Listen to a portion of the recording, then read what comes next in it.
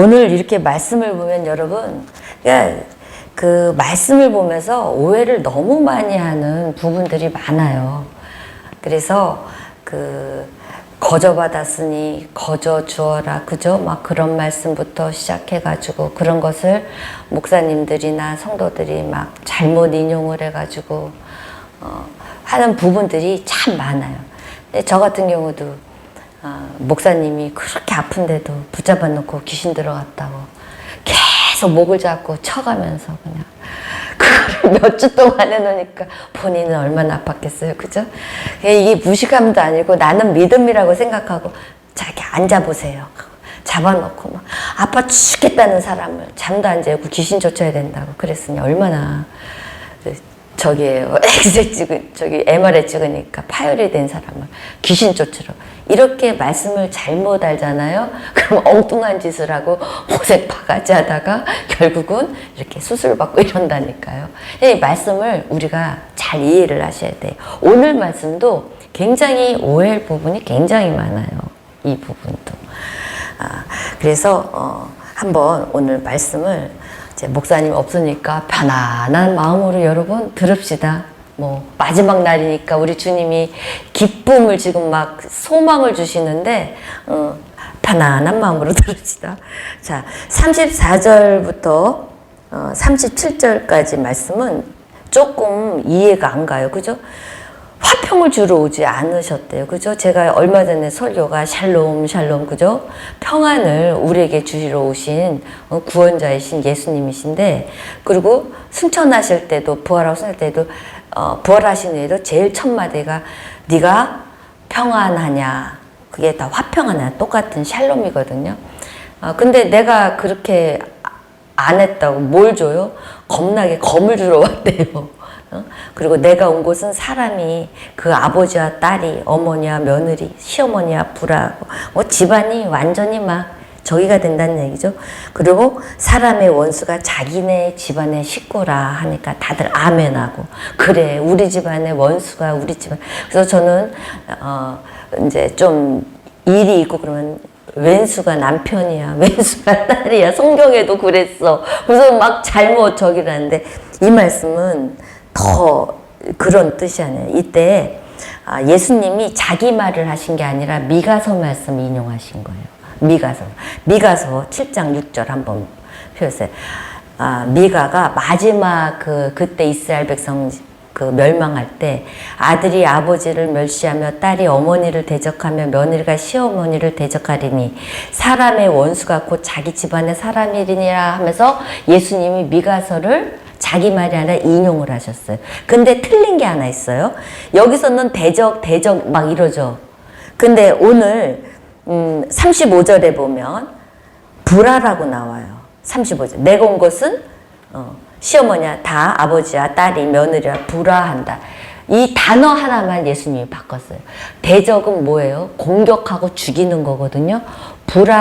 여기에 불화한다는 뜻은 나누는 거야. 격리하고 나누고 이렇게 분리한다. 구별시킨다. 이런 뜻이 있어요. 그러니까 예수님이 지금 제자들한테 세상에 보내면서 하시는 말씀이잖아요. 어제부터 시작해서 그러니까 너네들이 세상에 나가면 이스라엘의 공동체는요. 굉장히 견고해요. 그 한 마을의 그 공동체는요. 가족 단위잖아요. 그러니까 이 미가도 마찬가지고 예수님도 마찬가지고 이 견고한 공동체가 마지막 때는 깨진다는 얘기를 해요. 미가도 마찬가지로 이 시대 때를 얘기해요. 예수님도 너희들이 세상에 나가서 복음을 지붕 위에 올라가서 공개적으로 선포하고 복음을 전할 때 이런 일이 일어난다는 거예요. 안 그러겠어요? 뼛속같이 유대인들인데 내가 예수 믿으라고 하면 가정이 발칵 뒤집히겠죠. 그래서 유대교에서 기독교로 전향하잖아요. 그러면 아예 다 족보에서도 삭제가 돼요. 족보에서도 유대인들은. 그 정도예요. 그러니까 이 시대 때를 말하는 거예요. 이제 복음이 들어가기 시작하면 화평이 다 깨진다는 거예요. 이 복음 때문에. 그리고 가족들이 이 견고한 공동체 가족이 깨진다는 거예요. 복음 때문에. 그리고 원수가 돼. 가장 나를 핍박하는 자가 가정에 있다는 거죠. 그렇죠. 같은 유대교를 하다가 내가 기독교를 전향한다면 제일 먼저 누가 말리겠어요? 부모님부터 시작해서 우리나라도 마찬가지 그 얘기를 하고 있는 거예요. 그러니까 예수님이 이것이 복음 때문에 일어나는 일이지 다른 이유가 없는 거예요. 그래서 구별해서 나눠진다, 가정이. 이제 이 얘기를 해서 유대인한테 하는 얘기예요. 우리나라도 불교 국가였다가 불교로 막 그러다가 이렇게 기독교가 들어오면서 얼마나 많은 제사 문제 때문에 막 별의별 문제 때문에 가정이 깨지고 막 내쫓고 막 그런 일이 벌어지나 그 얘기예요. 이 시대가 이렇게 된다. 그 첫 번째 얘기를 말씀하셨고 두 번째 얘기는 37절부터 아버지나 어머니를 나보다 더 사랑하는 자는 내게 합당치 않다. 또 아들이나 딸을 나보다 더 사랑하는 자도 합당치 않다. 합당치 않다가 계속 나와요. 38절. 또 자기 십자가를 지고 나를 따르지 않는 자도 내게 합당치 않다. 합당치 않다는 거예요. 나랑은 상관이 없다는 거예요. 그렇게 안 하면. 이게 무슨 말이냐면 전부를 나에게 맡길 수 있느냐는 거예요. 전부를. 그러니까 삶의 첫 자리를 나를 내어줄 수 있냐는 거예요. 그래서 베드로를 만났을 때 예수님이 뭐래서 너 나 사랑하니? 너 다른 사람들보다 나를 사랑하니? 너의 모든 것들보다 나를 사랑하니? 세 번 물어봐요. 예수님이 너 이제 사명할 준비 됐니? 너의 이제 정신 상태가 이제 나를 따르고 내 복음을 위해서 이제 준비가 됐니? 이걸 물어보신 게 아니라 나를 사랑하니? 너의 첫 자리가 나냐는 거예요. 우리에게도 물어보는 거예요. 여러분의 첫 자리가 축복의 자리가 물론 맞지만 그것도 맞지만 여러분의 자리가 하나님을 사랑하는 자리가 돼야 된다는 거예요. 근데 그걸 이용하려고 교회를 나오는 성도들이 많은데 그거를 좀 바꿔보세요. 그걸 좀 뒤로 하고 아픈 하나님을 사랑하는 걸로 자리를 좀 이동해 보세요. 물론 하나님을 믿고 하나님을 사랑하고 그러면 축복은 자연히 와요, 여러분. 다 그 마태복음 6장부터 하시는 말씀이 뭐예요? 계속 너는 나의 첫 자리를 주면 너의 모든 것은 내가 책임질게. 내가 해줄게. 걱정하지 마. 이런 말씀이 계속 나오거든요. 근데 우리는 그 말은 쏙 빼는 거예요, 지금. 빼고 나의 첫 자리는 안 드리면서 나의 그 하나님의 가는 그 길이 두려운 거예요. 나의 삶의 터전이 아직 부족하니까 그 삶의 터전이 먼저 돼야지 내가 하나님을 믿을게요. 좀 문제가 해결돼야 예배도 내가 봉사도 내가 할 수 있잖아요 하면서 이 자리를 자꾸 뒤로 해요. 그러니까 예수님이 나타나서 베드로한테 그거를 제일 먼저 너 사역 준비 됐니를 안 물어봤어요. 너 이제 나를 따를 준비 됐니? 이거 안 물어봤다니까요. 나를 사랑하니? 이 모든 사람들보다 나를 사랑하니? 네 아들 딸보다 사랑하니? 그리고 너가 갖고 있는 재물 이런 것보다 나를 사랑하니? 그 뜻을 얘기한 거예요. 이렇게 해서 여러분의 삶의 첫 자리를 내어드리고 또 내 십자가, 이게 십자가는 뭐예요? 스스로 감수해야 될 불이익을 감수해야 돼요. 이렇게 십자가를 지고 여러분 나왔잖아요. 이거 나와서 뭐 힘들고 그리고 왜 이렇게 기도만 한다면 이렇게 추워지는지, 그죠? 막 이렇게 질투하는 것 같아요. 막 세상이. 우리가 기도한다니까 나가지 못하게 자꾸 그냥 힘들게 어렵게. 근데 사실 생각만 바꾸면요. 우리가 하나님 앞에 나와서 예배 드릴 수 있어요. 생각만 바꾸면. 사실은 변명이에요. 변명. 그러니까 하나님은 그걸 아시거든요. 근데 여러분들이 이렇게 스스로 내가 내 생각, 내 욕심, 내 고집, 나의 조그만 비난 이런 거에 다 지고 내가 예수님을 따를 수 있는 예배 자리에 나올 수 있는 하나님의 섬기는 자리에 나올 수 있는 그런 자가 돼야 된다. 그래야 합당하다 이러는 거예요. 그렇지 않고는 합당하지 않아. 그러면서 오늘 말씀해요. 두 번째로. 그러면서 자기 목숨을 얻는 자는 잃을 거고 나를 위하여 자기 목숨을 잃는 자는 얻으리라. 그러니까 첫 자리를 내어놓으면, 하나님 자리 내어놓으면 내가 안 죽는다는 거예요. 다 얻는다는 거예요. 잃을 것 같지만 얻는다는 거예요. 그리고 이제 세 번째 말씀하셔요. 이제 나도 오늘 이 말씀을 보고 깜짝 놀랐는데요. 40절. 그러니까 너희를 영접하는 자는 나를 영접하는 것이요 나를 영접하지 않는 자는 나 보내신 이를 영접하는 것이요 나를 영접하는 자는 나 보내신 이를 영접하는 것이라. 그러니까 너희를 영접하는 자, 너희는 누구예요? 제자들이잖아요. 지금 보내는 제자들, 너희를 영접하잖아. 그것은 곧 나, 누구예요? 예수님. 예수님을 영접한다? 근데 그게 곧 누구를 영접하는 거냐?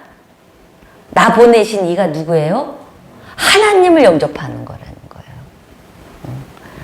그래서 제자들한테 이런 하나님의 그 두려움 없이 당당하게 나갈 수 있는 축복을 주셔요.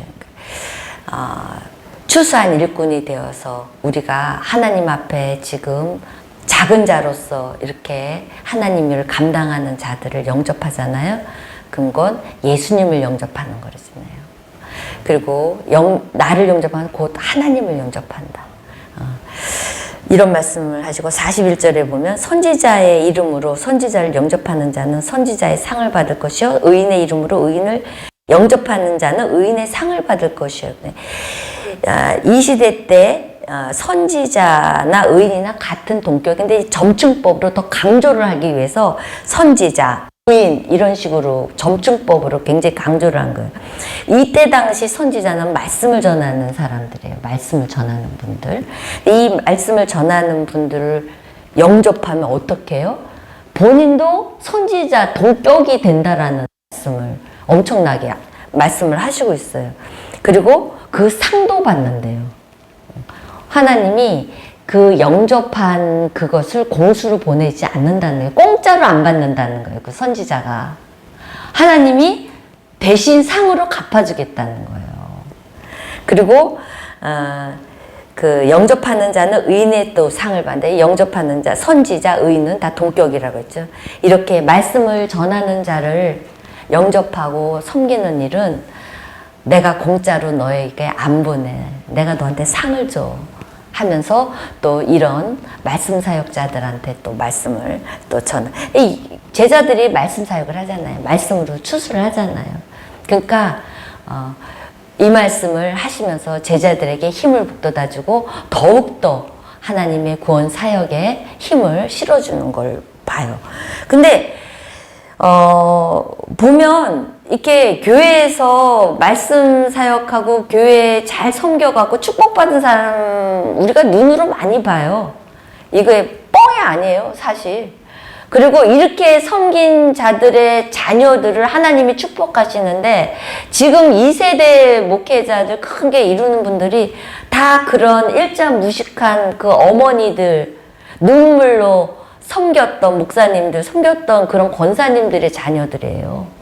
엄청나요. 그거는 그분들의 마음이 순수했던 거죠. 이 말씀 앞에 순수했던 거죠.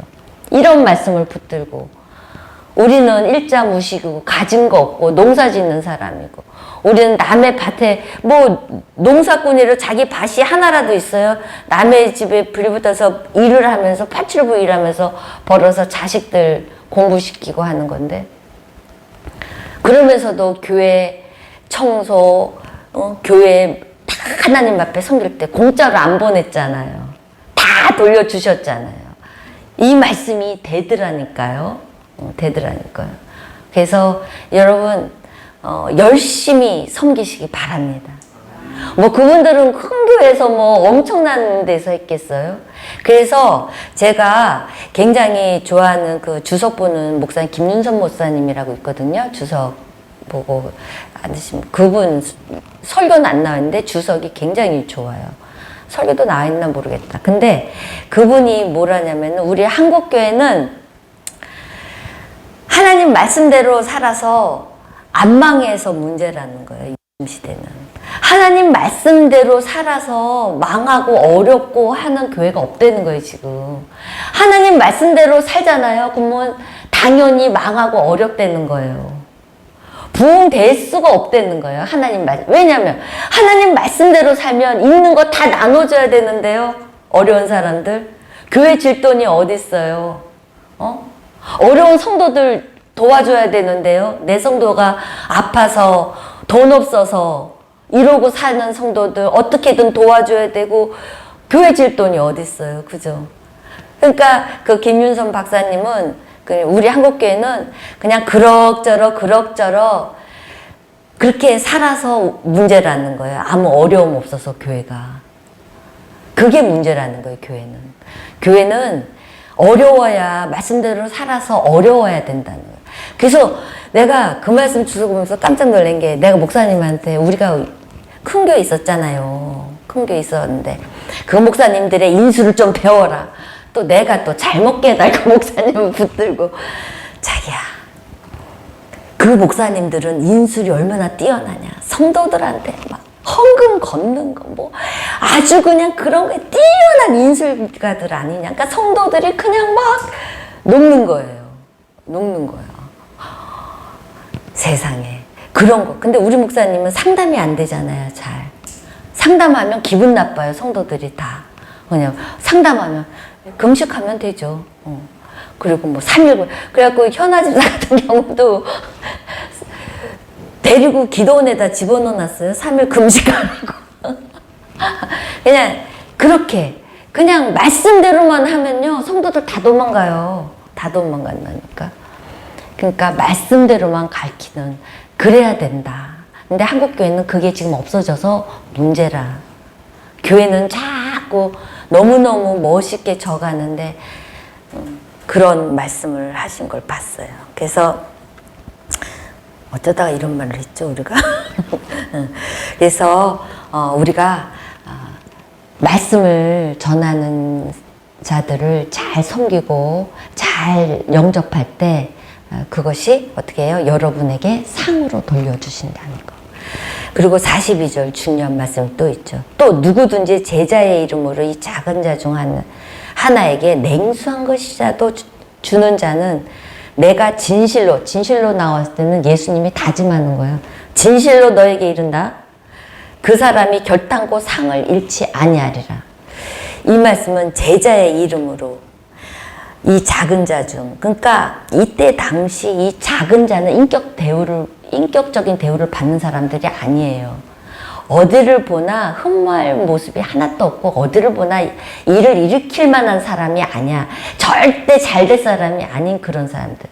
그러니까 이때 예수님이 한 청년을 쫓아다니는데 많은 무리들이 청년들이 쫓아다니는데 그 청년이 보는 외모는 진짜 흠모할 데도 없고 저 사람이 뭐 일을 낼 사람 같지도 않은데 우르르 사람들이 몰려다닌단 말이야. 이 사람들을 작은 자라고.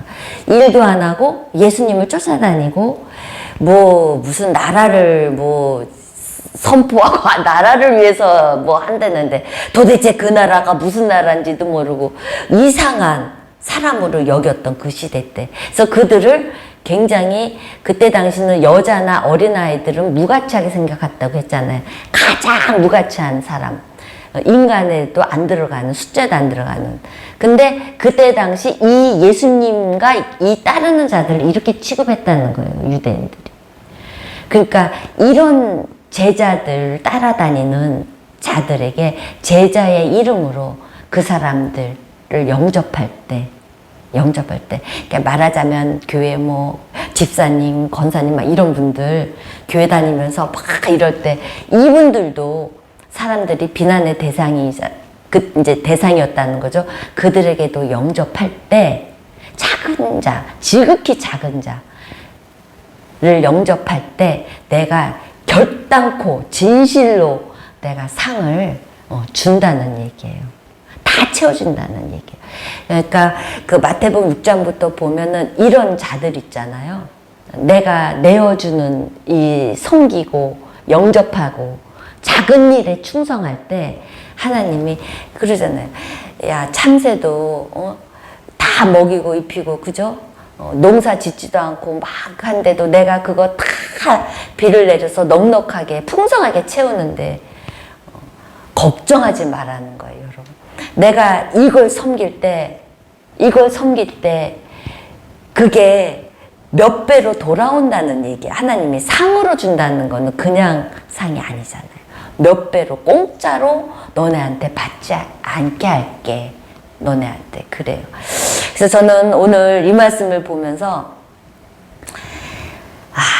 이 진짜 하나님을 일을 하는 우리 전도사 때 정말 고생 많이 했거든. 그 훈련생이라고 해갖고 엄청 돈도 안 주면서, 그러니까 빚이 맥락이죠. 목사님들 교회는 어마어마하게 큰데 훈련생이라고 해서 뭐 아무것도 성도들이 섬기지 못하게 해요, 담임 목사님. 그리고 성도들도 무시해요. 얼마나 무시당했는 줄 알아요? 그러니까 내가 그런 열등감이 있어서 여러분이 조금만 뭐 하면 내가 막 나를 세우잖아요. 근데 내가 엄청 무시를 당하면서 살았어요. 성도들이. 그러니까 뭐라 그럴까? 그 전도사를 완전히 자기들 종처럼 부려요. 왜? 저 전도사들은 그렇게 훈련시켜야 된다라고 하니까. 얼마나 그냥 가난하게 찌들게. 근데 교회는 너무너무 부자야. 목사님은 뭐 자랑해. 내가 선교로 1억 내 갖다 써도 아무 말도 안 한다. 1억. 나는 40만 원 월급 받고 결혼해갖고 60만 원 되는데 60만 원 월급 받고 되는데, 그러니까 목사님이 우러러 보이는 거야. 어떻게 하면 저렇게 큰 목회에서 저렇게, 그거밖에 생각이 없는 거였어요. 어떤 방법을 해든 교회가 커져야 되고 성도가 늘어야 된다. 그런 게 거의 아마 우리 한국교회에 있을 거예요. 무조건 성장해야 된다. 근데 말씀을 보니까 그거는 자랑이 아닌 거, 어저께 말씀했잖아요. 자랑이 아니잖아요. 이 고난이 자랑이잖아요.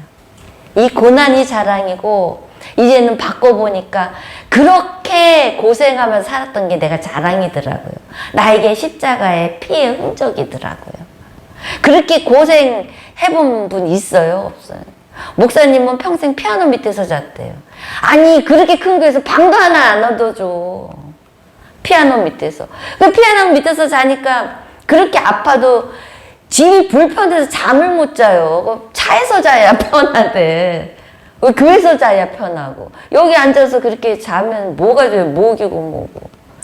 평생 강단에서 자고 집 없이 자니까 집이 불편한 거야. 집이 불편한. 그게 영광이죠. 영광이지. 고생이었다고 생각했지만 주님을 위해서 그런 흔적이 있는 우리가 너무너무 영광스러운 거예요. 영광스러운 거예요. 여러분들도 지금 가족에게 핍박을 받고 사람들에게 아유 그렇게 뭐 기도만 하고 뭐 저기 한다고 그런 비난과 그런 거 말하고 싶죠. 하지만 우리는 침묵해야 되잖아. 그게 나의 영광이 되는데 하나님 앞에. 그죠?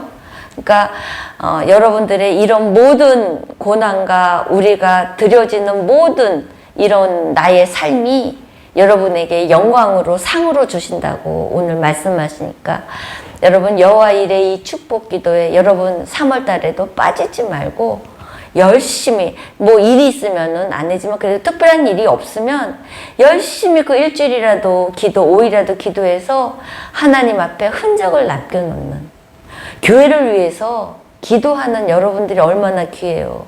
주님이 그게 기쁘신 거예요. 그게 기쁘신 거예요. 만약에 이런 일에 안 따라와주고 안 하시고 그러면 뭐 교회 뭐 생존할 이유가 없잖아요. 그러니까 여러분이 있기 때문에 명동교회가 있는 거예요, 여러분. 시간 날 때마다 오셔서 기도하시고 또 8시에 밤에 항상 또 기도하니까 오며 가며 또 기도하세요. 기도하시고 끝났다고 기도하지 마시고 그냥 계속 기도하시는 거. 그래서 여러분 어쨌든 오늘 말씀을 마치면서 마치는 말이 그거잖아요. 상을 주신다고. 갚아주겠다. 어떻게 갚아주실지 모르겠어요, 지금. 근데 갚아주겠다는 말씀으로 오늘 맺었어요. 다은이는 딱 다 그 축복받은 날만 와가지고 받아갔는데 어떻게 됐던 하나님은 나 공짜로 너네 아내 다 몇 배로 갚아줄 거야 하시는 말씀에 너무 감사드리고, 여러분 또 여호와 일에 또 축복받으신 거 있으면 또 문자 좀 주셔갖고 또 간증 잠깐이라도 하면 또 하나님이 또 영광 받으시고, 그죠? 그런 좋은 날이 되었으면 좋겠어요. 어떤 목사님 빨리 캐치하도록 기도해 주시고, 자, 우리 찬양하고 기도합시다.